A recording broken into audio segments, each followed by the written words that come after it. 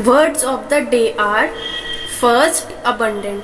ठीक है, अबंडेंट का मतलब क्या होता है? एग्जिस्टिंग और अवेलेबल इन लार्ज क्वांटिटीज, किसी भी चीज का बहुत ज्यादा अमाउंट में प्रेजेंट होना या प्रेजेंस होनी उसकी। ठीक है, it is an adjective. Example देखते हैं, rainfall is more abundant in summers. तो जो बारिश है वो बहुत ज्यादा होती है हमारे समर सीजन में। ठीक है, it is the most abundant bird in the forest. तो ये वाली जो बर्ड है ये सबसे ज्यादा पाए जाने वाली बर्ड है जंगल की, फॉरेस्ट की। He offers abundant evidence that he is right. उसने बहुत सारे एविडेंस दिखाए, उसने बहुत सारे क्या दिखाए? प्रूफ दिखाए, एविडेंस दिखाए। एविडेंस का मतलब होता है प्रूफ या फिर सबूत भी बोल सकते हो। दैट ही इज राइट, कि वो सही है। सेकेंड वर्ड है हमारा एडज्योर। एडज्योर का मतलब क्या होता है? Formal exertion on someone to do something. किसी के ऊपर दबाव बनाना या किसी को फोर्सफुली मनाना कि वो ये काम के लिए तैयार हो जाए। ठीक है, इट इज अ वर्ब। ये क्या है? वर्ब है। एग्जाम्पल देखते हैं, the doctor adjured his patient to concur for heart surgery. तो जो डॉक्टर है वो अपने पेशेंट को मना रहा है, उसके ऊपर दबाव डाल रहा है कि वो हार्ट सर्जरी के लिए तैयार हो जाए, कनकर हो जाए। कनकर का मतलब क्या होता है? किसी भी चीज के लिए एग्री हो जाना, है ना। तो what is the meaning of the word concur? That is agree. She adjured him to tell the truth. वो उससे कह रही है कि, या वो उसको ऊपर फोर्स डाल रही है, उसके ऊपर दबाव डाल रही है कि तुम सच बोलो। She adjured me to spare him. वो मुझ पे दबाव बना रही है, वो मुझे फोर्सफुली मना रही है कि मैं उसको छोड़ दूं। स्पेयर का मतलब क्या होता है? To leave.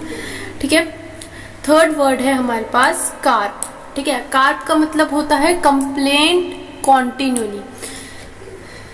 अब ये क्या है? It is also a verb. ये भी हमारे पास वर्ब है। ठीक है, इसके भी एग्जाम्पल देखते हैं।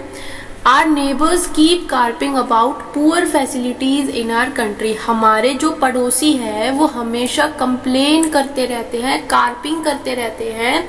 किस बारे में? पुअर फैसिलिटीज को लेकर। ठीक है, किस बारे में? पुअर फैसिलिटीज को लेकर। पुअर फैसिलिटीज यानी कि आपकी जो भी बेकार सुविधाएं हैं कंट्री में, उसको लेकर वो हमेशा शिकायत करते रहते हैं।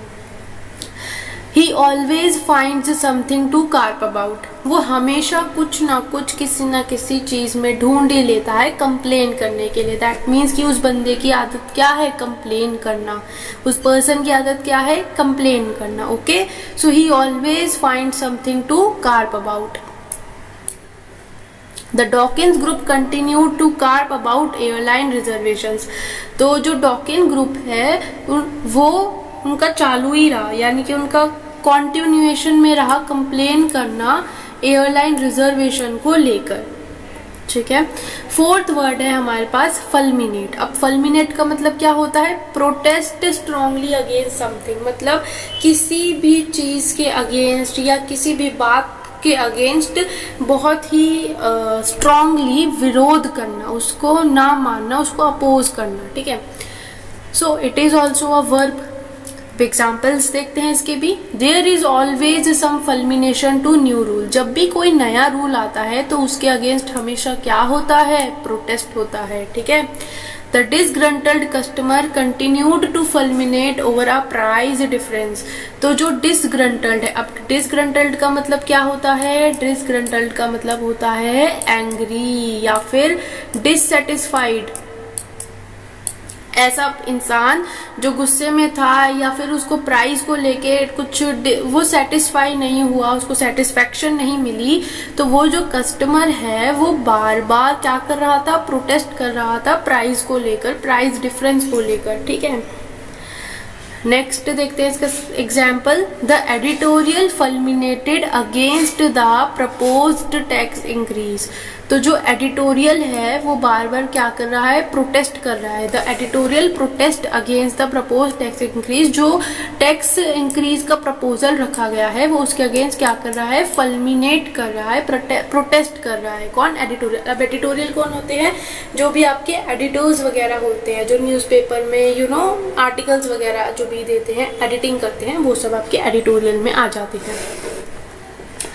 फिफ्थ वर्ड है हमारे पास लैंग्वेज। लैंग्वेज का मतलब be kept in an undesirable place और सिचुएशन। किसी भी अनडिजायरेबल प्लेस यानी कि ऐसी जगह पे जो हमारी इच्छा के विरुद्ध है, जो हमारी फेवर वाली जगह नहीं है, जो पसंद नहीं है हमें जगह, या फिर किसी भी ऐसी सिचुएशन में रखना जो हमें पसंद नहीं है, ठीक है, तो उसमें हम वर्ड यूज करते हैं language. It is a verb, ये भी वर्ब है। इसका एग्जाम्पल देखते हैं। He was languishing in a jail, ठीक है, उसको जेल में रखा गया। अब यार देखो, जेल तो किसी को भी पसंद नहीं है, तो जेल क्या है, एक तरह का अनडिजायरेबल प्लेस है। That's why we use the word languishing, इसीलिए हमने यहाँ पे वर्ड यूज किया लैंग्विश। तो लैंग्विशिंग मतलब कि उसको एक जेल में रखा गया है जो कि अनडिजायरेबल सी जगह है। Second sentence, the ruling party is languishing in third place in opinion polls. तो जो रूलिंग पार्टी है उसको थर्ड प्लेस पर रखा गया ओपिनियन पोल के। तो डेफिनेटली यार, अब जो रूलिंग पार्टी है वो तो चाहेगी कि उसको फर्स्ट प्लेस पे ही रखा जाए ओपिनियन पोल के। तो यहाँ पर फिर से हमने वर्ड लैंग्वेज यूज किया, मतलब कि ये एक अनडिजायरेबल सी जगह है, थर्ड प्लेस पे तो कोई नहीं रहना चाहेगा, सब चाहेंगे कि वो फर्स्ट प्लेस पे आए। तो यहाँ पर जो थर्ड प्लेस है वो क्या हो गया, अनडिजायरेबल सी प्लेस हो गई। That's why we use the word languishing here. In the Tower of London, prisoners used to languish in chains, cold and darkness। ठीक है, तो जो टावर है लंदन का, वहां पर जो प्रिजनर्स है यानी कि जो कैदी है उनको रखा जाता है कैसे, चेन में बांधकर ठंडी सी जगह पर, और ऐसी जगह पर जहां पर बहुत अंधेरा है। तो डेफिनेटली अब ये वाली जो कंडीशन है, जो सिचुएशन है और जो जगह है वो क्या है, सब चीजें यहाँ पर अनडिजायरेबल है, अनफेवरेबल है। Okay, so that's why we use the word language here. So I hope all 5 words are clear to you, मतलब जितने भी हमने यहाँ पर पांचों की पांचों वर्ड्स पढ़े हैं वो आप लोगों को समझ में आ गए होंगे। तो if you really found my videos beneficial, valuable and educable to you, then please like, share and subscribe my channel, and thanks for watching.